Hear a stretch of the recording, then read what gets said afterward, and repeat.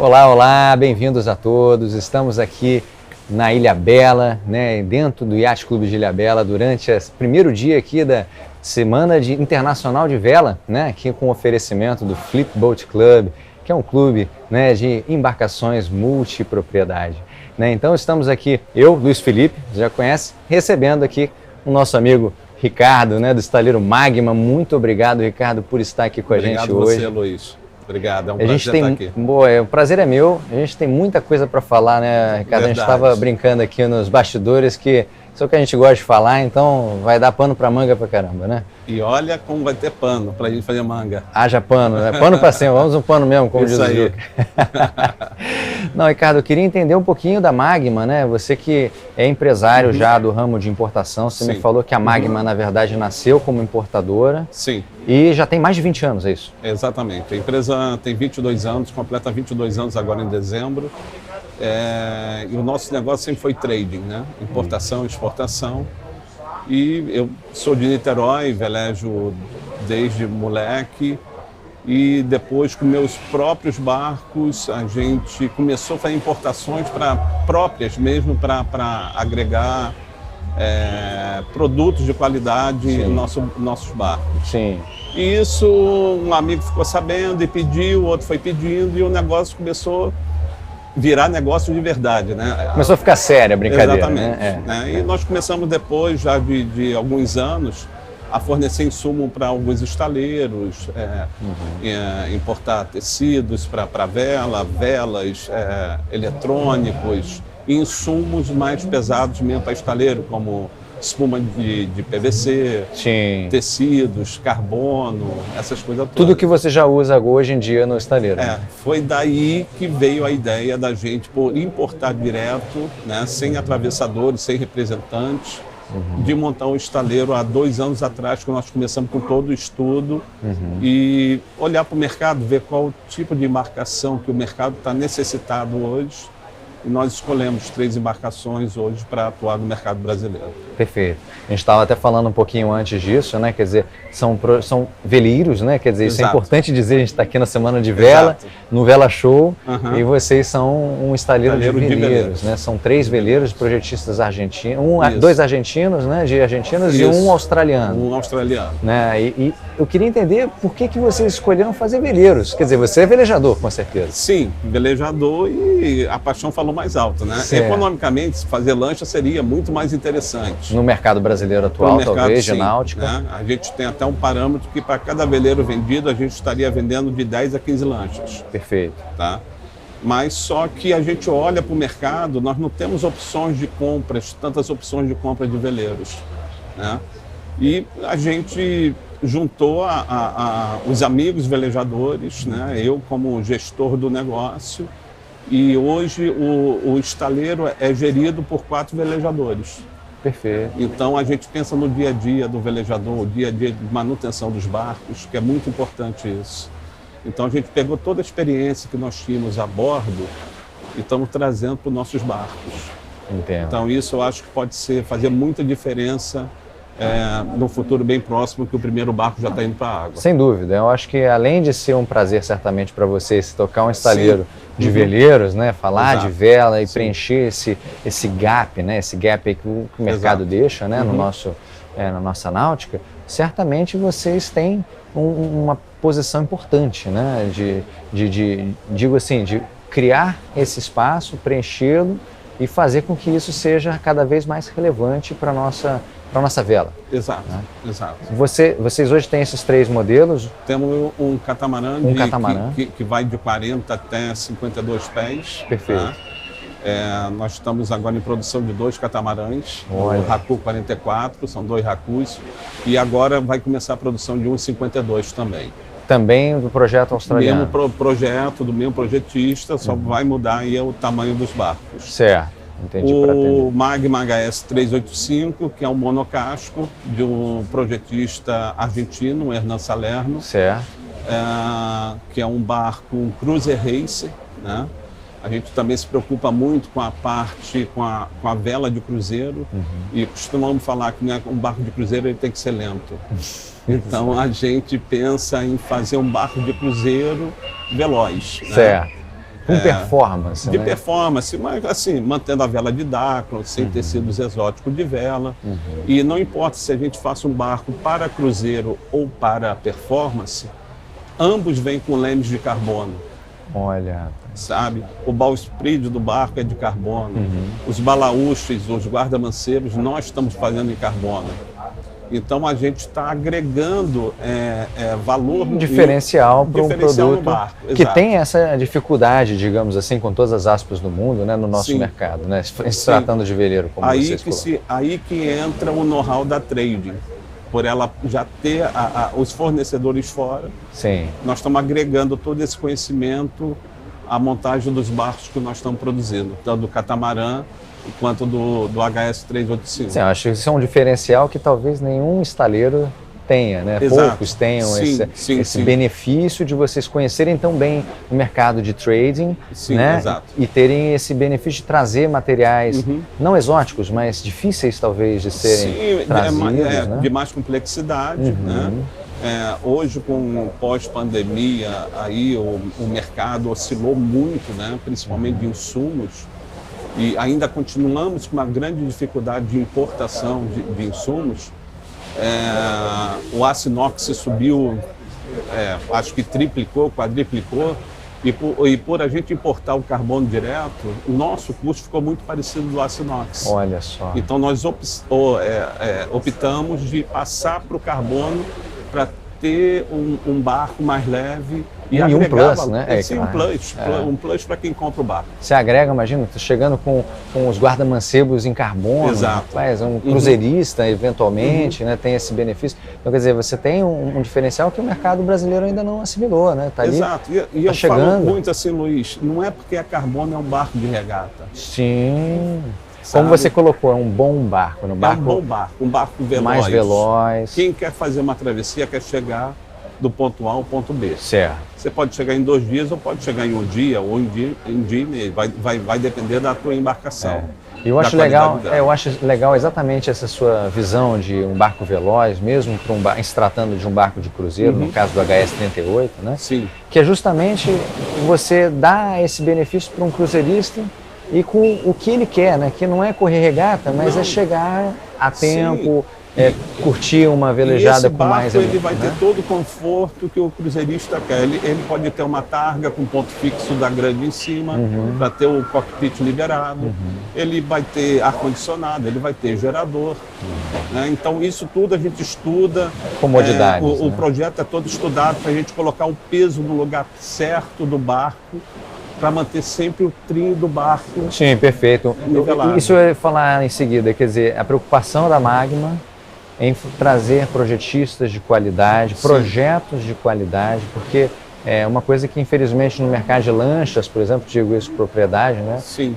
Infelizmente a gente não tem, né? Aquela coisa de copiar um barco, fazer tudo igual, e jumborizar e mudar e uma coisinha. Vocês estão trazendo uma coisa nova, Exato. de qualidade, seguindo a risca, trocando as ideias com o projetista, falando, preciso disso, preciso daquilo. Eu acho que isso é muito importante as pessoas entenderem que isso é um diferencial por si só. Exato, né? Sobretudo no nosso país. Você dá falo, engenharia, tecnologia, engenharia, tecnologia, inteligência. Exatamente. Então é que eu falo, não é porque o barco é de cruzeiro ele tem que ter a popa enterrada na água porque está com peso demasiado na popa ou com a proa enterrada. Bom, imagina, são erros tão básicos, né, Exato, no veleiro. Exatamente. E que você fica assim, como? E até para o público, né, que não tem um profundo conhecimento, isso é fundamental na hora de navegar com o barco. Sem dúvida. Você tem o equilíbrio Você dele. sente o perfil. A performance, né, ser afetada por um erro crasso de engenharia. Sim, exatamente. Né? Então, Centro de gravidade, né? Exato. Não adianta você ter um belo projeto se ele é mal executado. Exato. Então a gente se preocupa Também, muito sem dúvida. com a qualidade do que a gente está fazendo. Pois é, vamos falar um pouquinho de processo no Magma, Sim. Ricardo. Você me falou que eu perguntei qual resina vocês usam, né? Quando se trata de um veleiro de fibra, né? A gente sempre tem essa pergunta clássica, pô, mas é o que? Poliéster? Pô, que você me falou o quê? A gente está fazendo os barcos hoje com resina isofitálica. Exato. Tudo com processo de infusão. E agora nós estamos lançando um projeto novo junto com uma empresa catarinense também, que é uma indústria química. E nós vamos ser o primeiro estaleiro no mundo a lançar um veleiro com uma resina epóxi que contém nanotubo de carbono. Caramba.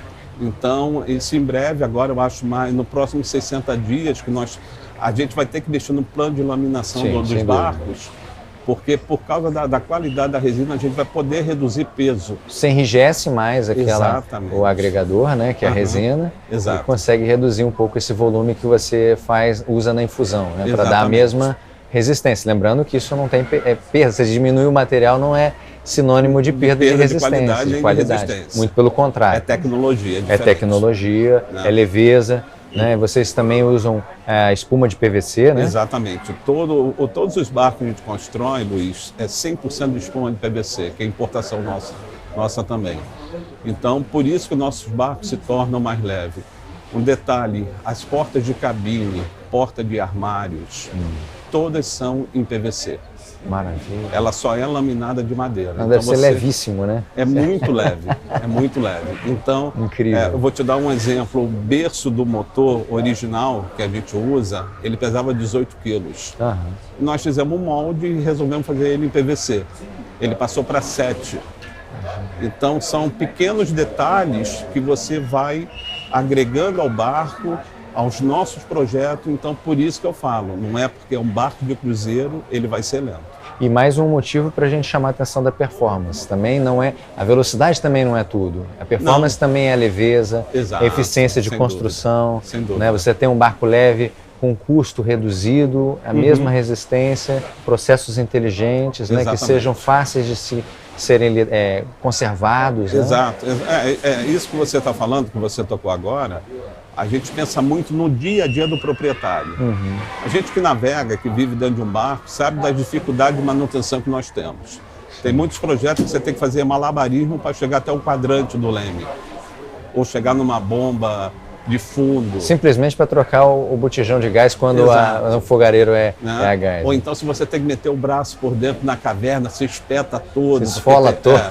Não, nosso barco não. Você vai...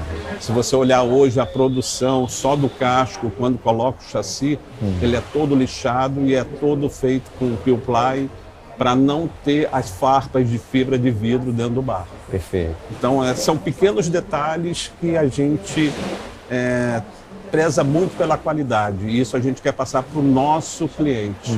A gente quer que ele tenha um barco pensado por velejadores. Para velejadores. Para velejadores, exatamente. Sem dúvida. Então isso eu acho que vai ser o grande diferencial nosso no mercado agora com o primeiro barco que está indo para a água. Pois é, como que vocês estão em termos de produção? Eu sei que o HPE 30, que é um projeto do Javier Soto Acebal, né? Isso. Já está em aquecimento. As formas já estão lá no estaleiro. Nós já estamos em processo de importação da espuma e dos tecidos. O nosso barco, nosso HP 30, está aqui na Semana de Vela de Ilhabela.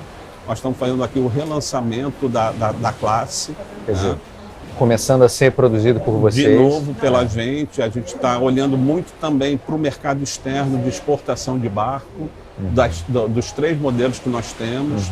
Então os barcos estão sendo habilitados para a União Europeia.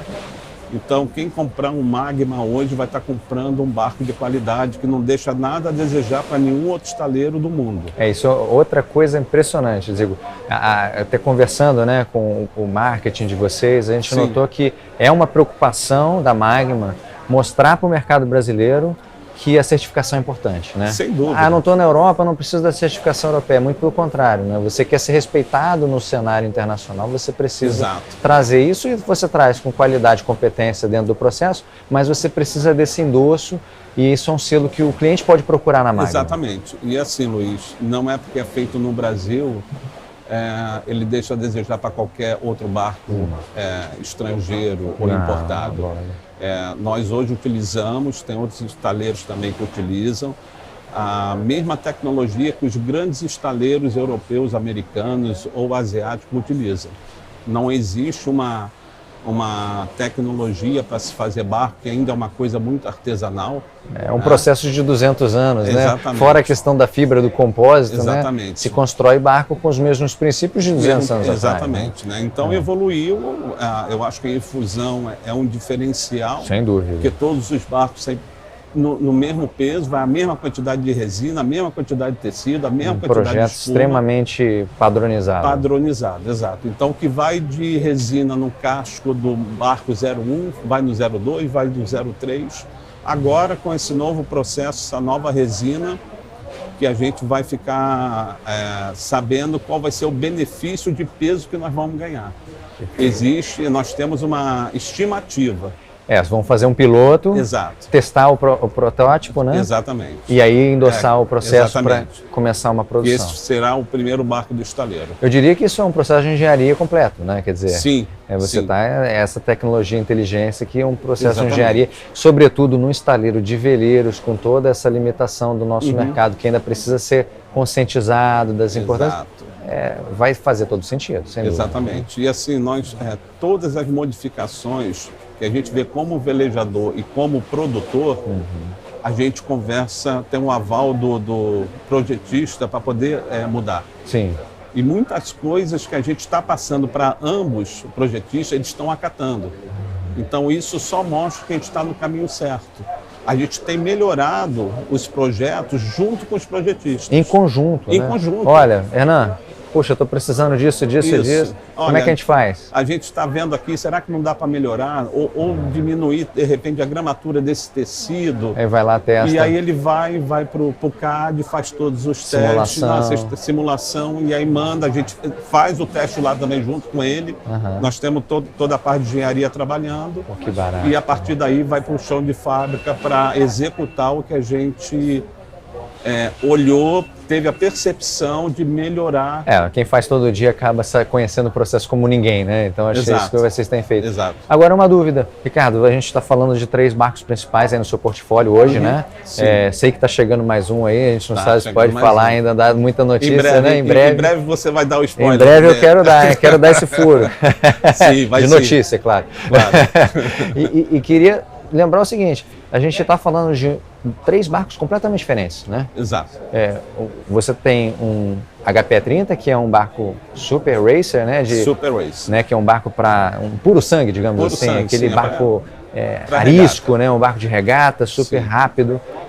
Tem o 38, né? O HS38, Isso. que é um barco cruzeiro com performance, né? Isso, Que a gente comentou, do Hernan.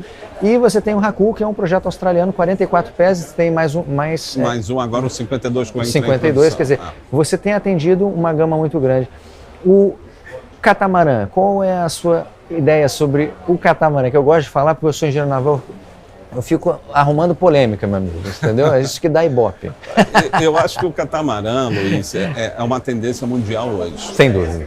A gente tem visto até alguns clientes que a gente tem atendido está migrando da lancha, de uma lancha grande de 44 e 50 pés, para o catamarã. Perfeito. A gente vê que o preço, o cara para ter uma lancha com 4 cabines, ele tem que partir de uma 55 ou mais. E num catamarã de 44 pés, ele consegue ter 4 cabines, mais espaço de convivência do que uma lancha. No vão central. Ali, exatamente. Né? Então, eu acho que a área de convivência no catamarã é muito maior para quem tem família grande. Sem dúvida. E estamos falando de um custo quase 3 vezes menor do que uma lancha. Então, temos de motorização, sobretudo. Sim, né? Até custo total. Eu tive uma reunião em São Paulo, a gente falando sobre catamarã, sobre lancha. Os motores de uma lancha chegam ao custo de 40% do valor do barco. Imagina. Né? E uma coisa também, com essa crise toda de petróleo, guerra que a gente está vivendo, com essa alta do valor dos combustíveis, o pessoal começou a fazer conta. Não, e aí a gente se sente super ecológico, né? Exato, nós velejadores, né? o estaleiro de veleiros, fala, então, poxa, tem alternativa. Eu acho que a gente está tendo uma percepção do mercado, para quem gosta de lancha, desse dia a dia da saída, da voltinha que ele gastaria 7, 8 mil reais para andar 40 minutos, que num veleiro com 7, 8 mil reais ele vai andar um mês. Sem dúvida. Por baixo. Sem dúvida. Estamos falando, de repente... Se ele não usar o motor, vai economizar isso de eterno. Exatamente. Então, eu acho que começou a ver essa conta, não é porque o cara é milionário, ele não faz conta. Não, claro. E a gente tem que lembrar também que a gente não está falando aqui, monocasco versus catamarã. Não, você está olhando pura e simplesmente uma questão de tendência de mercado. Tendência de mercado. E eu acho que é mais sensível aqui para a gente está falando no Vela Show. É aliciar os lancheiros e trazer eles para vela. Assim, Luiz, eu acho que o Brasil hoje precisa ter opções de embarcações, até para mostrar para o lancheiro que o nosso meio, o meio da vela é um meio muito saudável. Nós não temos que ter aquela guerra do lancheiro com o velejador. Aqui é guerra. Sabe? Então, a nossa ideia é mostrar, poder botar o barco na água e botar um lancheiro, entre aspas, dentro de um barco, sair para fazer uma navegada, e ele ter a percepção que o som do silêncio é uma maravilha. O som do silêncio é gritante, né? Exatamente. Fala mais alto do que o ronco dos motores. Exatamente, sabe? E ele vai chegar num espaço de tempo maior, mas com uma economia que num ano ele compra outro barco. Quase uma sessão de terapia, né? Você vai ensinar ele a curtir a viagem, né? Exatamente. Curtir esse momento, o barco. É quase como se a gente tivesse... Eu estou me colocando aqui porque eu também sou um entusiasta, lógico, da vela, nós estamos juntos nessa luta, mas é como se você estivesse justamente empurrando esse convencimento, mostrando para eles essa diferença, né? A gente com o estaleiro hoje criando vê que esse público começou a procurar muito barco a vela, não só catamarãs como monocasco também. Sim. E a gente tem uma percepção, nós tivemos numa feira em Brasília em junho, e percebemos que o interior do Brasil tem muito lago e gente que navega. Com calado baixo, né? Exato. Também. E aí foi quando o mercado mostrou para a gente que a gente precisa ter um veleiro de entrada. Para quem não é do meio poder vir para a vela. É muito difícil quem não é do meio da vela comprar um barco de 1 milhão, de 1,5 milhão, de 800 mil. Muito difícil, sabe? Então a gente quer abrir uma porta para novo, né? Aquele barco novo. Exato, barco novo. Infelizmente hoje a nossa frota de barco é muito antiga. Ela é velha. É uma herança daquele tempo em que a gente tinha estaleiros fortes, produziam veleiros e tal. Então nós temos barcos da década de 80, da década de 90, 70 até, que estão super valorizados, mas que hoje o mercado clama por um projeto novo. E são projetos que, aliás, barcos, né, cascos, que estão saindo gradativamente do mercado e estão ficando mais caros justamente porque estão rareando, está faltando, né? Falta opção, então hoje conversamos, né, em outro episódio aqui com a Gica e com o Ramiro, compraram um Fast 500, barco lindo, maravilhoso, mas quem vai achar um Fast 500 em excelentes condições por um preço adequado? Entendeu? É uma coisa muito difícil. E assim, Luiz, quem que compete com isso hoje, né? Uma coisa que a gente vê assim, ou no Fast 500, ou no Delta 32, ou no 26, o cara compra um barco usado. E se o cara for chato, gostar de tudo arrumado, ele vai passar mais 2 meses arrumando o barco. Que foi outra discussão que tivemos aqui, quer dizer, não se mede quanto se gasta numa reforma. Exato. Que talvez com esse dinheiro você construiria um barco com resina com nanocarbono, garantia, selo europeu, 0 quilômetro. Então são 2 mercados que a gente vê hoje no Brasil que está aí quicando e ninguém está tomando... Não, estamos. Agora assim, que o barco de entrada e o barco de classe AAA, que nós estamos falando barco de 50 pés para cima, que a gente está desenvolvendo 2 projetos. Perfeito. Um de 50 e um de 60 pés. Ótimo. Sabe? Que também tem muita gente buscando um veleiro de grande porte e não tem no Brasil produzindo. Que afinal de contas é justamente esse pessoal que hoje consome lanche por falta de opção até. Né? Exatamente. Conheço carro, sei dirigir, então vou fazer a lanche que tem volante. Né? Com todas as aspas do mundo? Sim. Como é que você transfere isso? Então, hoje nós só temos o mercado do Brasil de mega iates, né? De 80 pés, 90 pés, até maior. Em Manaus, a gente sabe que estão se construindo mega iates, navios, né? 130 pés, 140 pés. Mas quando a gente volta para o nosso mundo da vela, não existe nada. Zero. E eu falo, existe um mercado no Brasil para barcos grandes. Basta alguém desafiar o mercado e começar a fazer. Beleza. E eu digo mais, eu acho que até pela a ideia que a Flip Boat Club, né, teve de compartilhar esses barcos, dividir um barco novo como esse entre cotas, né, cotistas, eu acho que isso viabiliza também muito mais. Muito. Traz muito mais sustentabilidade, né? E eu acho uma compra muito inteligente hoje, a compra compartilhada. Né? Por mais que a gente tenha paixão e goste de estar a bordo velejando, até pelo nosso negócio, nosso dia a dia, a gente não consegue sair os 4 finais de semana seguidos. Não se usa 100% do tempo. Do barco, né? Então, a gente pode ter compromissos profissionais ou compromissos pessoais que te impedem de estar velejando por mais que você queira. Então, eu acho que hoje a compra compartilhada é uma compra inteligente. Sem dúvida. Você vai dividir a tua despesa, você vai dividir marina, e teu barco vai estar sempre sendo feito manutenção, alguém cuidando dele na marina, do que você ter o custo todo dele sozinho. Exato. Então a gente também acha que esse mercado da venda ou da compra compartilhada é o futuro atual, né? É um presente, é presente hoje. Isso, está acontecendo, né? Exatamente. E talvez dê essa sustentabilidade para o mercado crescer, amadurecer e conseguir ter esse sucesso que esse tipo de empreendimento tem lá fora. Principalmente, Luiz, quem não é do meio quer entrar, é mais fácil ele vender a cota dele do que vender o barco sozinho. E até como investimento. Que é uma coisa que muita gente não sabe, né? Exato. Você tem muito mais liquidez quando você fala disso. Um risco muito mais baixo. Você dilui o teu risco. Dilui o risco, exatamente. E a gente está falando de veleiro, então a gente sabe que o risco é muito pelo contrário. O risco é você querer cada vez mais, ocupar mais o barco, né? Usar mais, usar todas as suas cotas do ano. E eu costumo sempre falar, o barco que é sempre usado, ele quebra menos. Né? Como qualquer máquina, né? Exatamente. Então o teu barco ali ficou 3 meses sem velejar, sem sair da marina. Muitos, às vezes, nem marinheiro tem cuidando.